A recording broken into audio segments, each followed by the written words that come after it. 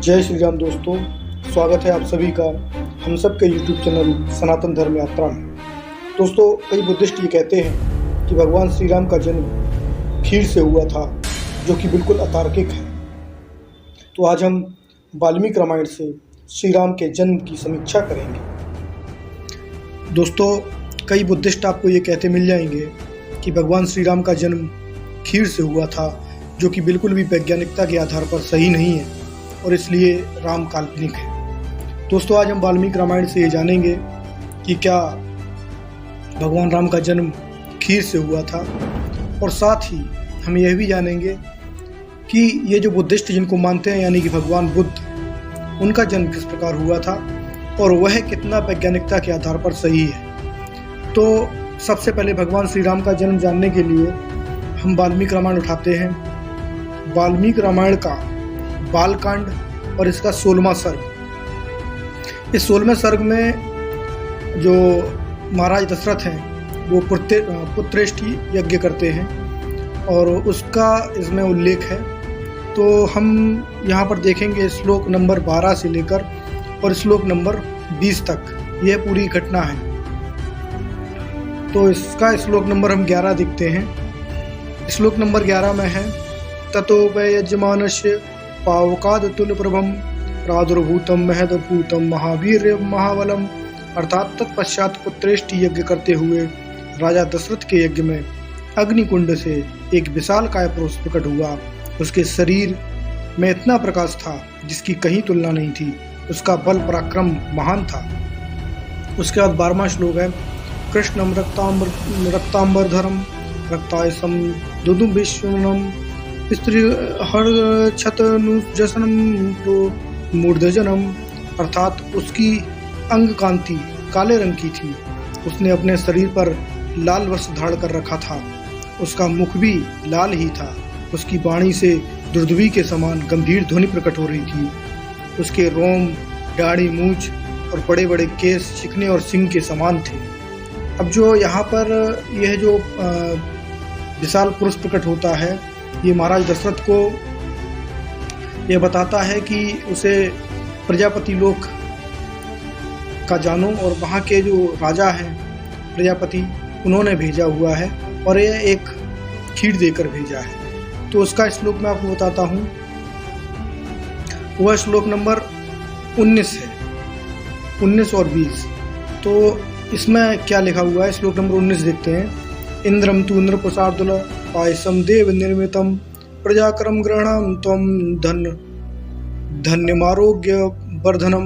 अर्थात नृपश्रेष्ठ, यह देवताओं की बनाई हुई खीर है जो संतान प्राप्त करने वाली है। तुम इसे ग्रहण करो, यह धन और आरोग्यकारी भी वृद्धि करने वाली है। तो दोस्तों, इसमें क्या है कि जो बुद्धिस्ट आपको खीर के बारे में बताएंगे, वो आपको ये 19वां श्लोक पूरा नहीं बताएंगे। वो सिर्फ इतना बताएंगे कि खीर दी और महाराज दशरथ को पुत्र की प्राप्ति हो गई। लेकिन यहाँ पर साफ साफ लिखा है कि वह आरोग्यकारी खीर थी। तो जैसे कि आज के समय में जिन लोगों को संतान उत्पत्ति नहीं होती है, तो वह डॉक्टर्स के पास जाते हैं, मेडिसिन लेके आते हैं। तो संतान उत्पत्ति न होने के कई कारण हो सकते हैं। यदि आपके वीर्य में कोई कमी है या आपकी स्त्री के गर्भाशय में कोई कमी है, तब संतान की उत्पत्ति नहीं होती है और उसकी दवाइयाँ होती हैं। तो उसी प्रकार यह जो खीर दी गई है वो आरोग्यकारी खीर है।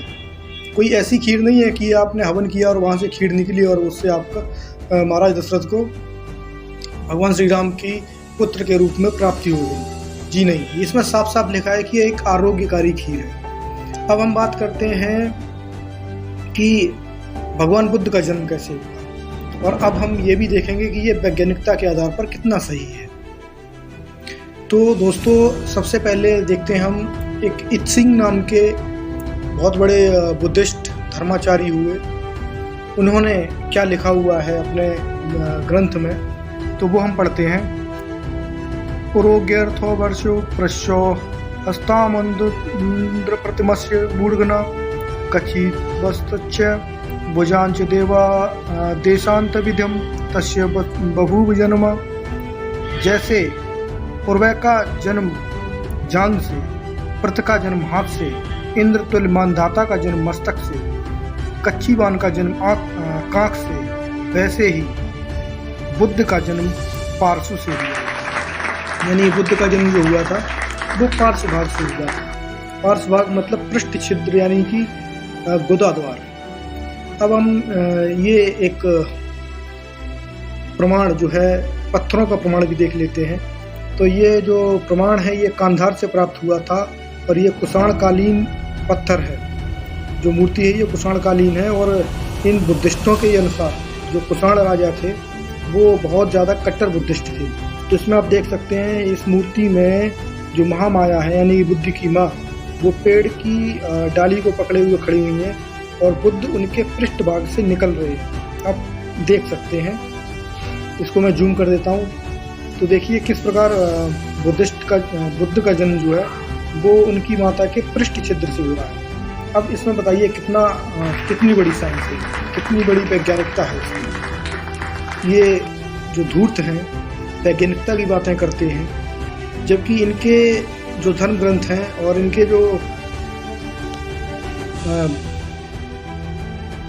जो बुद्धिस्ट इनके हैं वो सब के सब इसी प्रकार की फूल जलूल बातें करते हैं। अब हम साथ में एक और मूर्ति देखेंगे और अब हम एक और मूर्ति देखेंगे जो कि भरोत स्तूप वहाँ पर मिली है। लेकिन उस मूर्ति को देखने से पहले हम एक त्रिपिटक का दिग्निकाय है उसमें बोधिसत्व के लक्षण क्या क्या हैं वो देख लेते हैं। तो ये लक्षण मैं आपको स्क्रीन पे लगा दे रहा हूँ, आप देखिए इसमें लिखा हुआ है 10वां देखिए भिक्षुओं। लक्षण यह है कि जब बोधिसत्व की माता की कोख से बाहर आते हैं तो पहले देवता लोग लेते हैं, पीछे मनुष्य लोग। ये भी लक्षण है। 11वां लक्षण यह है कि बोधिसत्व माता की कोख से निकलकर पृथ्वी पर गिरने भी नहीं पाते कि 4 देवपुत्र उन्हें ऊपर से लेकर माता के सामने रखते हैं और कहते हैं प्रसन्न हो गए, आपका भला भाग्यवान पुत्र उत्पन्न हुआ है। यह भी लक्षण है। तो आप देखिए यहाँ पर लिखा हुआ है कि देवलोक जो है वो आगे से और जो बोधिसत्व हैं वो पीछे से जन्म लेते हैं। वाह क्या साइंस है। अब हम आपको मूर्ति दिखाने जा रहे थे वो मूर्ति आप देख लीजिए। ये भरोत स्तूप से मिली हुई है और भरोत स्तूप आपका मध्य प्रदेश के सतना ज़िले में पड़ता है। आप वहाँ जाकर भी इसको देख सकते हैं और गूगल पर भी आप भरोत स्तूप डालिए, वहाँ पर भी आपको ये फ़ोटो मिल जाएगी।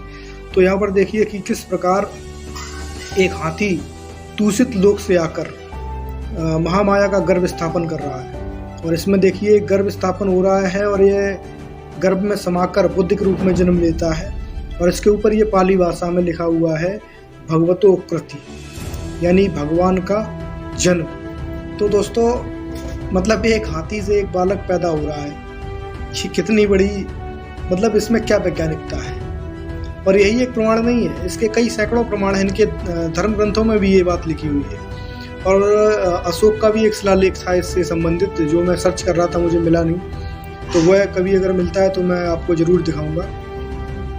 तो मैं इन बुद्धिस्टों से ही कहना चाहूँगा कि दूसरे के धर्म पर उंगली उठाने से पहले आपको अपने धर्म के बारे में जानकारी होनी चाहिए और आप खुद के अंदर झांक कर देखिए कि आप कितने पानी हैं। दोस्तों ये जानकारी यदि आपको पसंद आई हो तो चैनल को सब्सक्राइब करिए, वीडियो को शेयर करिए। धन्यवाद। जय श्री राम।